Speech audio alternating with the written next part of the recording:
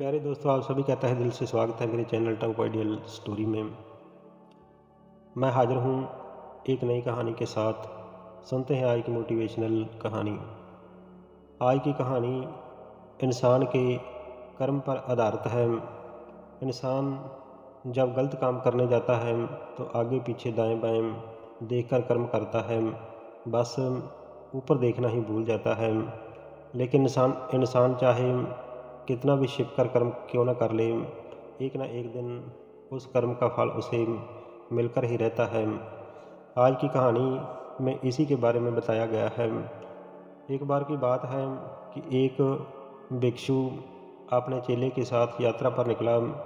वह एक गांव से दूसरे गांव जाते और एक शहर से दूसरे शहर जाते, लोगों को उपदेश देते। यही उनका रोज का काम था। जहाँ रुकते और शाम को वहाँ प्रवचन करते थे। वो किसी से ज़्यादा बात नहीं करते थे, हर समय शांत रहते। लेकिन उनका जो शिष्य था उसको दुनियादारी की बातें सुनने और दूसरों की ज़िंदगी में ताक झांक करने का बहुत शौक़ था। लोगों से ज़्यादा बात करना उसे पसंद था। बौद्ध भिक्षु को ये सब पसंद नहीं था। वह ज़्यादा किसी के जीवन में ताक झांक नहीं करते थे, अपने काम से काम रखते थे। एक समय उनकी यात्रा चल रही थी। रास्ते में एक जंगल आया। उन्होंने देखा कि एक शिकारी शिकार खेल रहा था।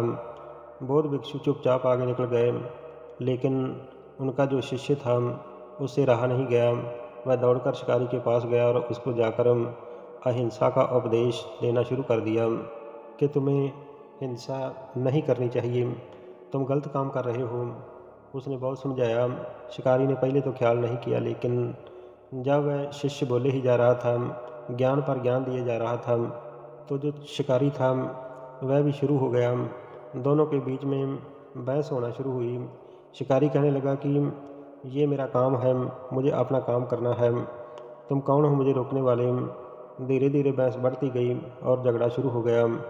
बुद्ध भिक्षु जी ने पीछे पलट कर देखा कि उन्हें अपने शिष्य की आदत मालूम थी। वो दौड़कर गए और शिष्य का हाथ पकड़कर उसे खींचकर वहाँ से ले गए। रास्ते में शिष्य को समझाने लगे कि तुम क्यों लोगों से बहस करते हो। तो शिष्य ने कहा कि गुरुजी, आपने देखा नहीं कि ये शिकारी गलत काम कर रहा है, जीव हत्या कर रहा है। मैं तो उसे शिक्षा दे रहा हूँ कि हिंसा नहीं करनी चाहिए, अहिंसा का रास्ता अपनाना चाहिए।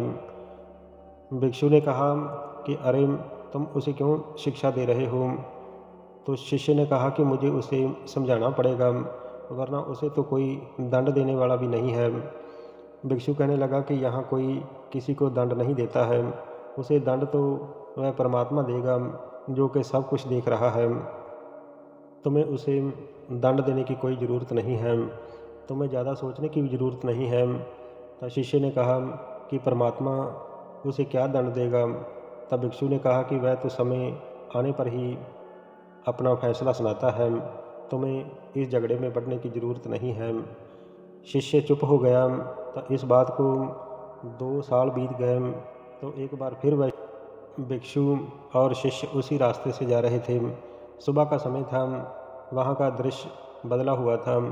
शिष्य देखता है कि वहाँ एक हिरन, जो कि अपनी जान बचाने के लिए तड़फ रहा था, और कीड़े उसे नोच नोच कर खा रहे थे। उसका पूरा शरीर कीड़ों से भरा हुआ था।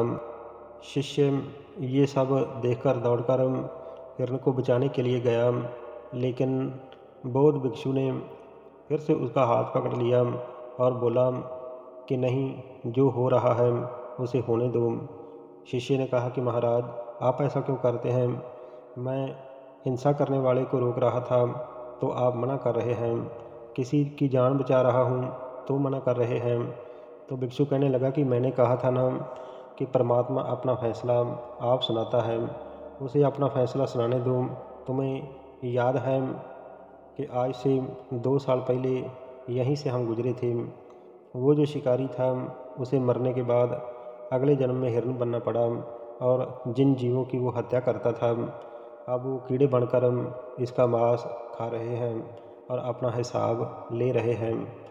ये अपनी करनी का फल भोग रहा है। तुम इन्हें मत रोको, और अगर रोकोगे तो इसे अपना कर्म फल भोगने के लिए फिर से जन्म लेना पड़ेगा।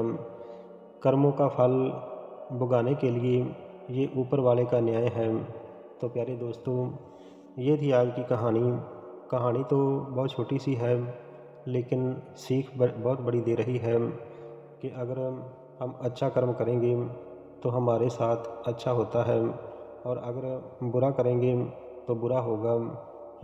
हमेशा याद रखिए कि आगे पीछे दाएं बाएं देखने की ज़रूरत नहीं है, सिर्फ ऊपर वाले को देखने की ज़रूरत है, क्योंकि वो सब कुछ देख रहा है, और जब उसका फैसला आता है तो फिर कोई कुछ नहीं कर पाता है। अगर ये कहानी आपको पसंद आई हो तो कृपया मेरे चैनल टॉप आइडियल स्टोरी को सब्सक्राइब ज़रूर कर देना। हमेशा अच्छा सोचो, अच्छा करो और खुश रहो। आप सभी का बहुत बहुत धन्यवाद। वंदे मातरम। जय भारत।